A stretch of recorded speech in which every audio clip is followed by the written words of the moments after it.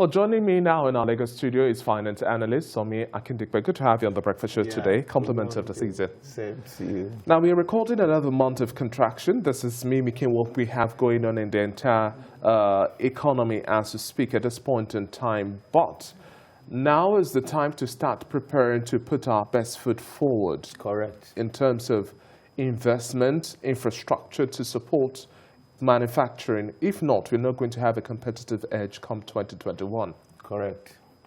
Looking at it holistically, I think the government needs to quickly go to the drawing board with the manufacturers, see how they could help with getting their raw materials is the key thing.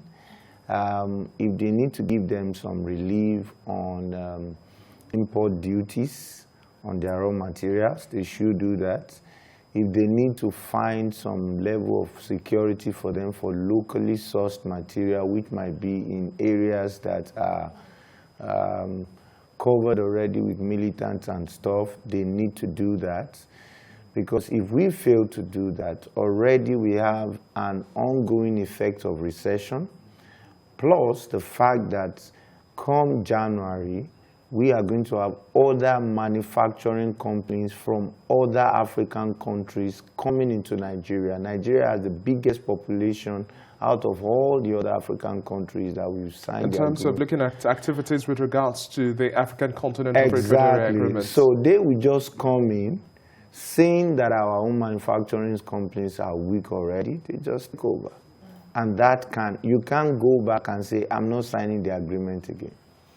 You made mention of the fact that we have to also look into sourcing for raw materials to support that's the core thing local manufacturers, because the pricing of all of these items have also skyrocketed. At this point in time where we're seeing, like you mentioned, the FTA coming much more into bear, being the new reality, and we have to have a competitive edge. What do you think we would have in terms of the pricing now that the borders are open? I think the pricing already reflecting is becoming a little bit more, will I say more competitive? It's not as high as before, because if the borders are still shut, I'm sure that prices will have gone so much higher at this season. Because buying season, there is more demand, and because of the demand, it can put pressure on price. But because the border have been opened, in a way, the price remain competitive. Generally, when you run the economy of a nation, there are many things you put into consideration. A perfect environment may not be attained. So if we say, okay, we shut the border totally so that we can achieve a perfect, it may not really come. But if we can do something like, 80%, we can put things together and then be able to achieve a little. Then standardization is key. Automation of processes is key to be able to at least check what we have coming into the country and then sending back what does not meet the requirement of the time.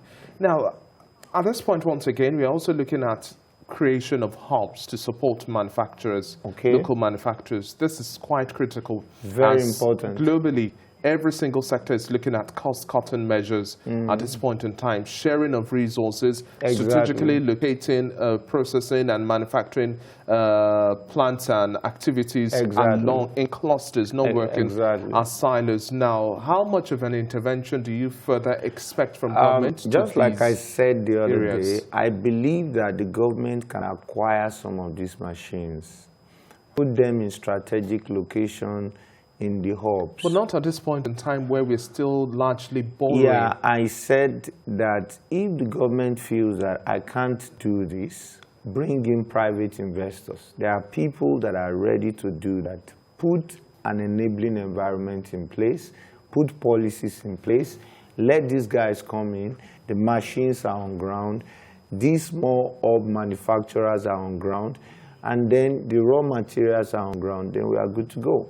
774 local governments that we have in Nigeria, the least of them have 3 resources, the least. I did the personal research, and I discovered that we don't have problem in terms of the raw materials. What we need to address is how do we get the raw material out, looking at insecurity, and there are private investors willing to drop the money or get the machine, and there are places we can use for the manufacturing hub.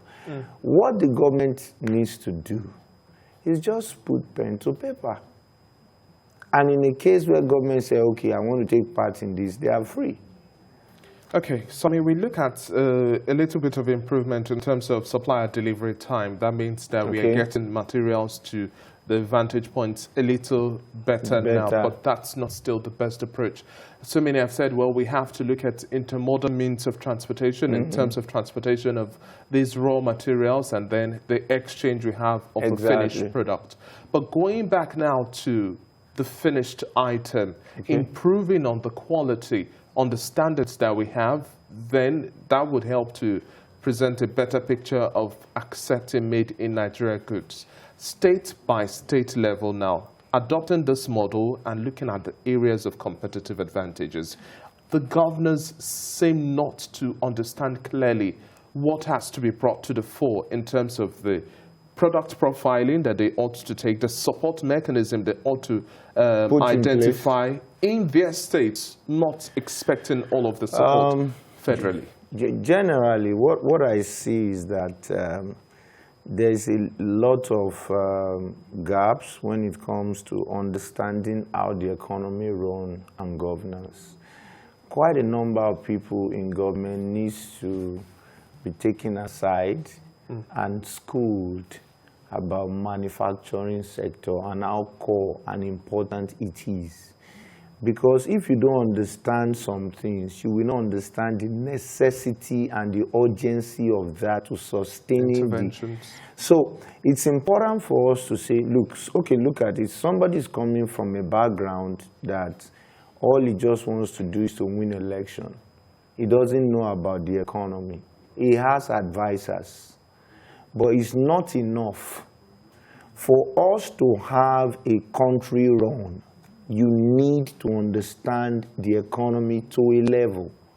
And I believe the federal government can do this to an extent. Let them see this. Let them have meeting with this guy. If we don't have this stuff, I mean, there will be nothing. There will be no tax. There will be nothing. So would you say we've had a failure in terms of the one state, one product agenda? We don't have a problem per se, but I think the federal government can come up with something like a target.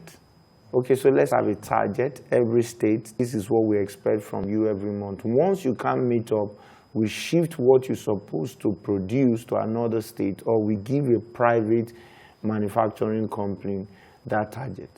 So that after a while, when we see that you can't produce anything, we stop giving you national allocation and we scrap your state. If you put people under pressure like that, they will seek for knowledge. They will do all their best to make sure they are not lagging behind.